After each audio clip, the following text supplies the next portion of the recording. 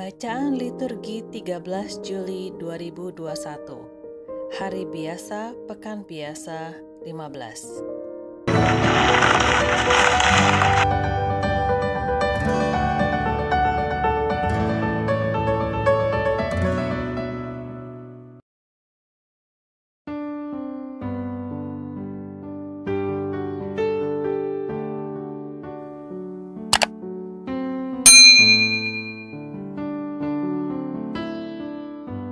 Bapak, Ibu, Saudara sekalian, selamat datang di channel Traveling with Jesus, teman baca Alkitab setiap hari bagi Anda semua. Bacaan kami ambil dari kalender liturgi Katolik. Mulai sekarang, Anda bisa mengakses bacaan yang kami bacakan dalam bahasa Indonesia, Inggris, dan Italia. Bacaan dalam bahasa Indonesia dan Inggris dapat diakses setiap hari Senin sampai dengan Sabtu, dan khusus bahasa Italia hanya pada hari Minggu. Selamat menikmati tayangan kami. Tuhan memberkati.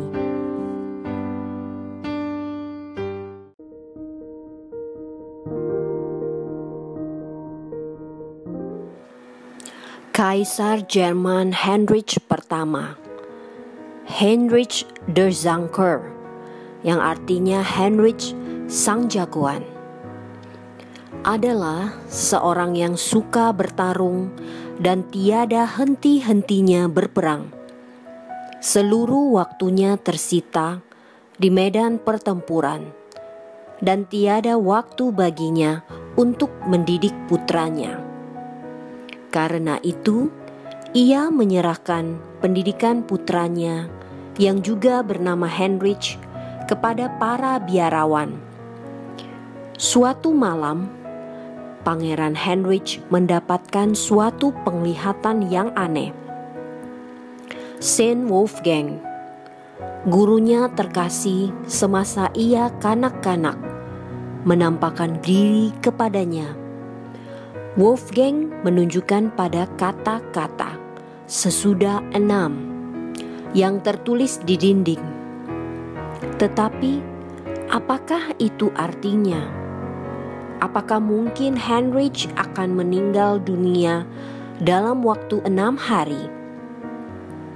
Dengan pemikiran itu, ia berdoa dengan amat tekun dan sungguh selama 6 hari. Tetapi di akhir hari ke-6, ia sehat walafiat. Apakah mungkin berarti 6 bulan? Sang pangeran mengabdikan diri pada pembuatan baik lebih dari sebelumnya. Di akhir bulan ke-6, ia merasa jauh lebih sehat dari sebelumnya. Jadi, ia memutuskan bahwa ia mempunyai 6 tahun untuk mempersiapkan kematiannya. Setelah masa 6 tahun berlalu, bukannya meninggal, malahan ia dipilih menjadi Kaisar Jerman. Maka, mengertilah ia akan apa arti penglihatan itu. Karena dididik sebagai seorang biarawan, Heinrich kedua hidup sangat religius. Ia adalah anggota Ordo ketiga Benediktin. Karena itu, ia juga dikenal sebagai Henry kedua, Oblate of Saint Benedict. Ia berupaya sekuat tenaga agar rakyatnya tentram dan damai. Demi membela keadilan, ia harus bertempur dalam banyak peperangan. Sasarannya ialah ketertiban dalam seluruh wilayah kerajaan dan pembaharuan gereja. Ia seorang yang jujur dalam pertempuran, dan ia mendesak agar bala tentaranya bersikap demikian pula. ia menghalau suku-suku Slavia yang menyerang wilayahnya. Ia menyatukan daerah Bohemia, Moravia, dan Burgundy ke dalam kekuasaannya dan menyerahkan kembali Hungaria kepada gereja. Kemudian ia menuju Italia. Di sana ia mengusir Paus, tandingan Gregorius, dan mengembalikan Paus Benediktus ke-8 ke tahta kepausan. Heinrich dan istrinya Saint Kunigunda kemudian dimahkotai sebagai kaisar dan permaisuri di Roma pada tahun 1014. Suatu kehormatan besar sebab Paus Benediktus ke-8 sendiri yang memahkotai mereka. Kaisar Heinrich II adalah salah seorang penguasa Kristen terbaik dalam sejarah. Ia mendorong dilakukannya reformasi dalam gereja. Ia memajukan perkembangan biara-biara baru dan mendirikan gereja-gereja yang indah. Ia menunjukkan kasihnya kepada Yesus dan gereja dengan ketulusan dan cinta kasih. Ia adalah seorang pendoa dan amat terpikat pada kehidupan religius. Namun demikian, ia menerima perannya sebagai seorang suami dan pemimpin dan menuaikan tugas tanggung jawabnya sepenuh hati. Heinrich baru berusia 52 tahun ketika ia wafat pada tahun 1024. Ia dimakamkan berdampingan dengan istrinya Saint Kunigunda dalam bangunan yang paling indah yang pernah ia dirikan, Katedral Bamberg. Ia dimaklumkan sebagai santo oleh Paus Beato Eugenius III pada tahun 1146. Paus Saint Pius ke-10 memaklumkan Kaisar Heinrich sebagai pelindung Ordo ketiga Benediktin.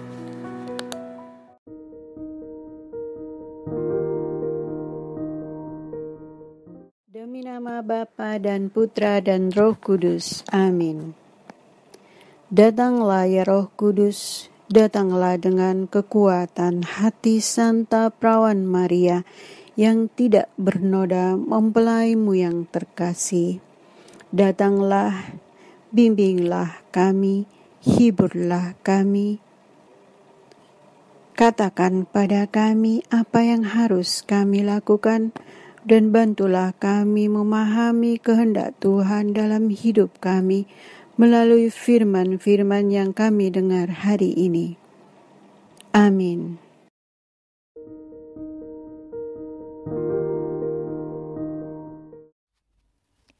Bacaan pertama diambil dari kitab Keluaran. Waktu umat Israel ditindas di Mesir, ada seorang pria dari suku Lewi yang kawin dengan seorang wanita dari suku yang sama. Wanita itu mengandung dan melahirkan seorang anak laki-laki. Ia melihat bahwa anak itu tampan, maka disembunyikannya 3 bulan lamanya. Tetapi ia tidak dapat menyembunyikannya lebih lama lagi. Maka diambilnya sebuah peti pandan dan dipakainya dengan gala-gala dan ter. Lalu diletakkan bayi itu di dalamnya, dan ditaruhnya peti itu di tengah-tengah teberau di tepi sungai Nil. Kakaknya perempuan berdiri di tengah yang agak jauh untuk melihat apakah yang akan terjadi dengan bayi itu. Maka datanglah putri Firaun untuk mandi di tengah Nil, sedang dayang-dayangnya berjalan di tepi sungai. Maka terlihatlah oleh putri Firaun peti di tengah-tengah teberau itu. Ia menyuruh seorang hambanya untuk mengambilnya. Ketika peti itu dibuka, dilihatnya seorang bayi yang menangis. Maka ibalah hatinya, dan ia berkata, "Tentulah ini bayi orang Ibrani." Lalu bertanyalah kakak anak itu kepada putri Firaun, "Maukah Tuan Putri agar kupanggilkan seorang inang penyusu dari kaum Ibrani untuk menyusui bayi itu bagi Tuan Putri?" Sahut putri Firaun kepadanya, "Baiklah." Lalu pergilah gadis itu memanggil ibu bayi itu. Maka berkatalah putri Firaun kepada ibu itu, "Bawalah bayi ini dan susuilah dia bagiku, maka aku akan memberi upah kepadamu." Kemudian ibu itu mengambil bayinya dan menyusui dia. Ketika anak itu sudah besar, ibunya membawa dia kepada putri Firaun dan diberi nama Musa, sebab katanya, "Aku telah menarik dia dari air."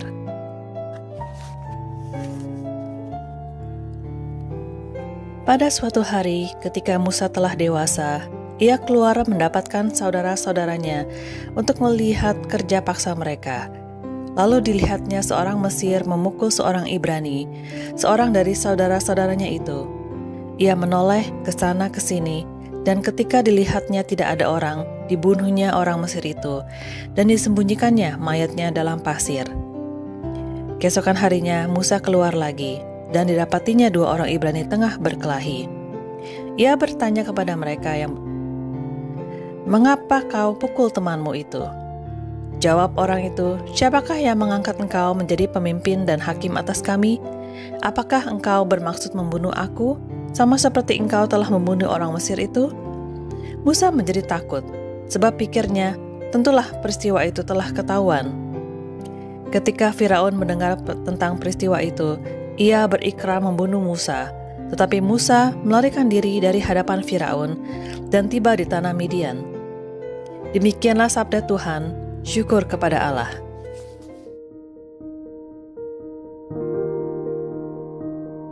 Mazmur tanggapan dengan refrain, "Hai orang-orang yang rendah hati, carilah Allah, maka hatimu akan hidup kembali."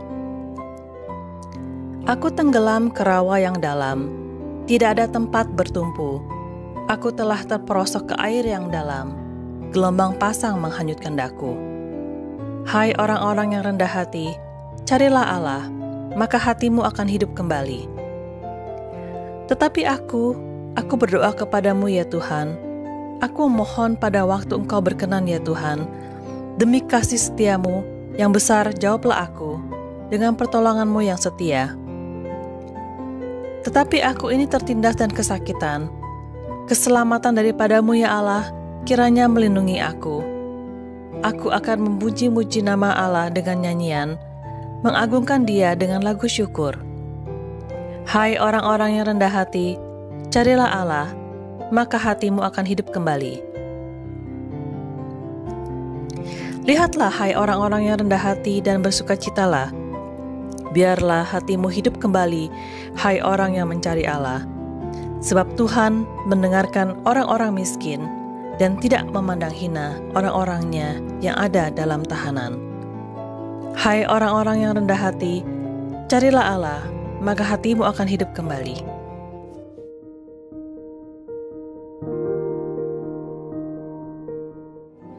Bait pengantar Injil.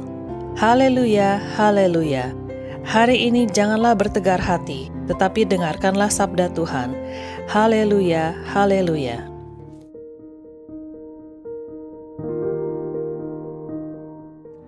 Bacaan Injil. Inilah Injil Yesus Kristus menurut Matius. Sekali peristiwa, Yesus mulai mengecam kota-kota yang tidak bertobat, meskipun di sana ia melakukan paling banyak mukjizat. Ia berkata, "Celakalah engkau Khorazim, celakalah engkau Betsaida. Karena jika di Tirus dan di Sidon terjadi mukjizat-mukjizat yang telah kulakukan di tengah-tengahmu, pasti sudah lama mereka bertobat dan berkabung. Tetapi aku berkata kepadamu, pada hari penghakiman, tanggungan Tirus dan Sidon akan lebih ringan daripada tanggunganmu. Dan kepada engkau, Kapernaum, apakah engkau akan dinaikkan sampai ke langit? Tidak, engkau akan diturunkan sampai ke dunia orang mati. Karena jika di Sodom terjadi mujizat-mujizat yang telah terjadi di tengah-tengah kamu, kota itu tentu masih berdiri sampai hari ini. Maka aku berkata kepadamu, pada hari penghakiman, tanggungan negeri Sodom akan lebih ringan daripada tanggunganmu. Demikianlah Injil Tuhan, terpujilah Kristus.